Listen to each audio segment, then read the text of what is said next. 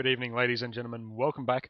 This is part 2 of round 2 of our TOG Blacksheep game against Team Tarrare in Kharg Island. Straight back into it. So I've just died trying to take down a tank. I positioned myself badly, but it's a good time for me to split the video. So I'm spawning back at B because we didn't really have anybody over there.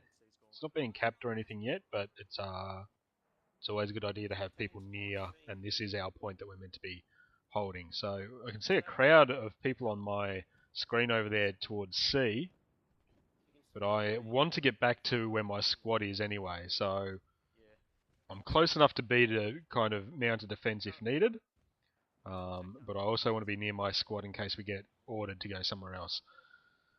Just checking to make sure nobody's running into the squad, running into the point I should say. Getting back to my squad. Now Cheese has just gone down. In fact, Andy just killed Cheese. Andy. But I think he's going to res him or something. Yep, there we go. I think Cheese actually said don't res me because he was out of ammo or something in the game. But I think it all works out in the end anyway.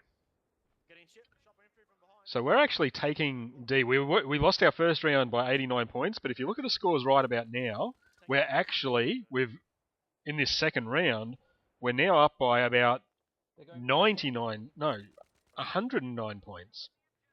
So we're doing well, and we've just taken 4 points. That's pretty incredible in a game. Especially when we lost the first round. There's a fight up there in the tank.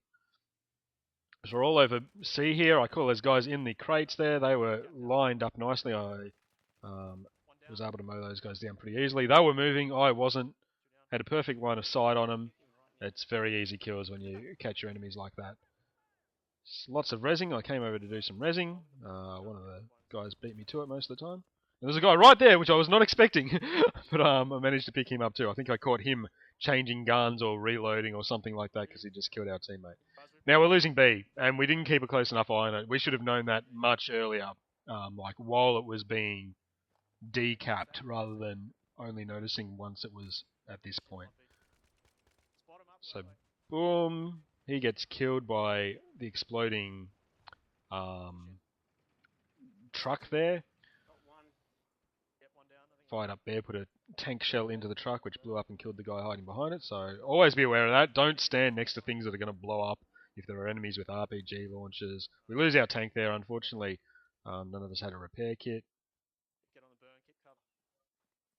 Retaking B very easily. It might have been just that one dude who was there. One dude can cap a point quite quickly. But obviously have a much harder time holding it. And I was looking for who just killed him, but I couldn't find him. It could be that one of my teammates had already killed him. We do have a good number of players around here at the moment. And here we go. So I can see we've got a lot of people roadside. So I go the other side to see where it is enemies may be coming from. You know, we want to cover as many angles as we can. And unfortunately, don't cover that one. Although, obviously, when they come back, we do cover it. Okay. I got Cheese back up, but he immediately went down again. But that guy just chases straight in after us. Come in, get the res again. And I go down, but squad mates nearby, I get rezzed. In the end, despite that about 3 or 4 of us went down in that whole battle, we didn't lose a single ticket out of it because we had numbers there, backing each other up, got the rezzes in before anybody had to respawn. Just great work there, great teamwork, and that sort of thing that we didn't do quite as well in that first round. We did it a much better, and I think part of it was because I played a lot more medic. I think I should have switched to medic much sooner. See the tank rolling in from D there in the first round because they didn't send vehicles to B, and that was our point, and I should have switched earlier. But you know, after having seen one round and knowing that, I did play other classes a lot more. Now they finally are sending a tank into B, but it doesn't really matter because this game is pretty much won by us already. We're 171 to 29. We'd have to do something pretty bad to lose it from here.